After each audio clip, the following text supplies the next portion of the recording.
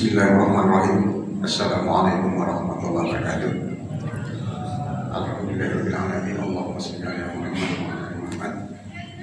Puji dan syukur selalu dikabulkan oleh Allah Subhanahu wa taala atas rahmat yang senantiasa diberikan kepada kita semua, sehingga kita terus dapat melaksanakan ibadah baik yang wajib maupun yang sunnah dan bermanfaat. Bapak Ibu jamaah sholat isya dan tarawih di insyaallah dirahmati Allah Subhanahu wa taala. Di dunia ini atau di bumi ini yang oleh Rasulullah itu disebut sebagai taman surga itu hanya ada dua, tidak ada tiga, dua. Yang pertama itu adalah Raudah. Raudah itu tempatnya persis di antara mimbar dan makam Rasulullah. Luasnya itu 15, bukan 15, panjangnya 22 meter persegi, tidak banyak. Dan kita pun kalau mau ke sana itu perlu biaya yang banyak. Kalau sekarang saya tanya kemarin kawan-kawan itu yang mau naik haji tahun ini Pak, 53 juta lebih. Kalau dari Pontianak berarti nanti ditambah dengan biaya domestik kurang lebih 6 atau 7 juta, totalnya mungkin 60 juta. Jadi banyak biayanya kalau kita mau ke sana. Salah satu keutamaan Raudah itu kalau kita berdoa di sana makbul doa kita. Cuma kita di sana tuh tak boleh lama. Kalau lama sedikit diusir oleh laskar. Jadi kalau kita tuh nak berdoa lama-lama tuh harus sujud dalam keadaan sujud. Kalau kita selesai salam langsung disuruh keluar. Kemudian yang kedua, sesuai dengan hadis dari Anas bin Malik radhiyallahu anhu yang diriwayatkan oleh At-Tirmidzi, Rasulullah SAW bersabda, andai kata Rasulullah itu kalian melewati taman-taman surga, maka singgahlah dengan senang hati.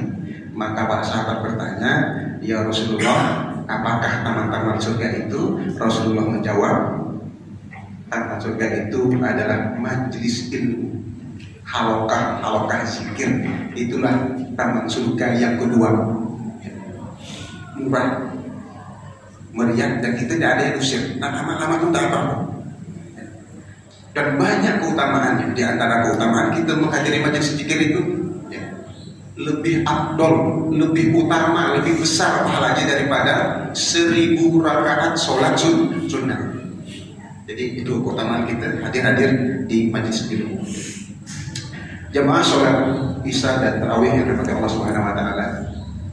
Hari ini kita sudah berada di malam ke-24, berarti sebentar lagi Ramadan akan meninggalkan kita. Dan Ramadan itu salah satu julukannya adalah disebut sebagai madrasah. Kenapa disebut sebagai madrasah? Karena pada bulan ini kita berupaya untuk menambah ilmu pengetahuan kita. Melalui apa? Melalui kultum dan lain sebagainya. Kemudian pada bulan ini dibentuk karakter kita menjadi karakter yang minimal akan mendekati sempurna sebagai karakternya seorang mukmin. Pada bulan ini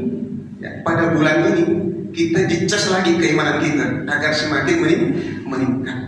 Nah, tapi kan kalau dia itu sebagai sekolah Bapak Ibu, kita keberhasilannya itu bukan ditentukan pada proses, tetapi ditentukan pada akhir. Jadi kalau misalnya kita sekolah kuliah, meskipun lulusnya dengan cum laude misalnya sarjana atau summa cum laude, tidak ada nilai D-nya A semua itu kalau nanti begitu kita selesai kuliah tapi ilmu yang kita peroleh itu tidak bermanfaat, maka sia-sialah ilmu yang kita peroleh selama kita kuliah. Begitu juga dengan amal ibadah yang kita lakukan di bulan puasa.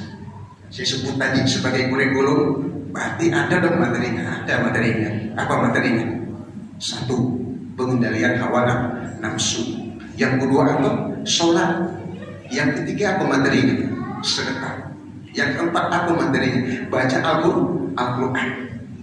Sehebat apapun kita melaksanakan semua ini pada bulan puasa, misalnya tadarus Al-Quran sampai 10 kali, sholat tarawih, ya, sholat tarawih, sholat sunat, dan kita jaga lagi sholat sunat yang lainnya, misalnya sholat tahajud dan sebagainya selama bulan Ramadan. Tetapi kalau ini berhenti hanya sampai bulan Ramadan, maka tidak akan ada manfaatnya. Bagaimana dia akan bermanfaat apabila itu kita laksanakan secara berkelanjutan. Jadi kalau bulan puasa ini Bapak Ibu, kita melaksanakan, dilatih kita untuk pertama Pak, untuk banyak melakukan sholat malam. Bayangkan Bapak Ibu, saya kemarin sudah kita hitung-hitung berapa bisa kita sholat malam selama bulan Ramadan, bisa 70 rakaat. Kalau kita tertib saja ini, kita istiqomah melaksanakan sholat fardu 17 rakaat, tambah sholat witir dengan tarawih ini 20 rakaat, 40 rakaat. Belum lagi sholat rawatib yang makan saja, saya bilang itu sudah 12 rakaat, 42 rakaat. Nanti yang diharapkan apa? Dampaknya begitu selesai kita bulan Ramadan, maka tetaplah kita jaga sholat kita.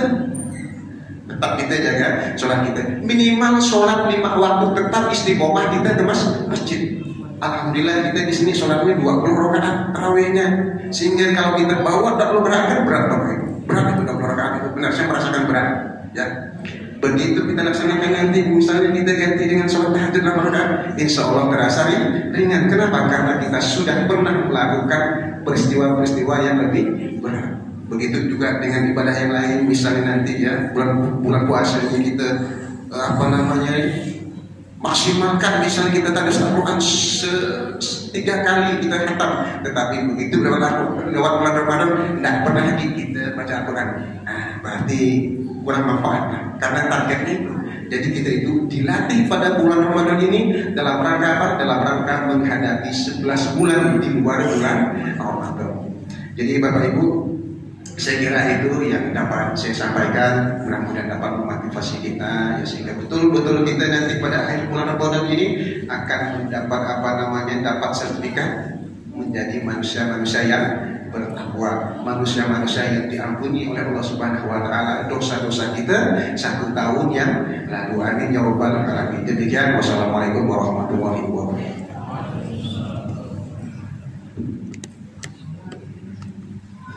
Salatu jami'ah, as-salatu jami'ah, as-salatu jami'ah. Sallu salatan tarawih ramadhani jami'ah rahimakumullah.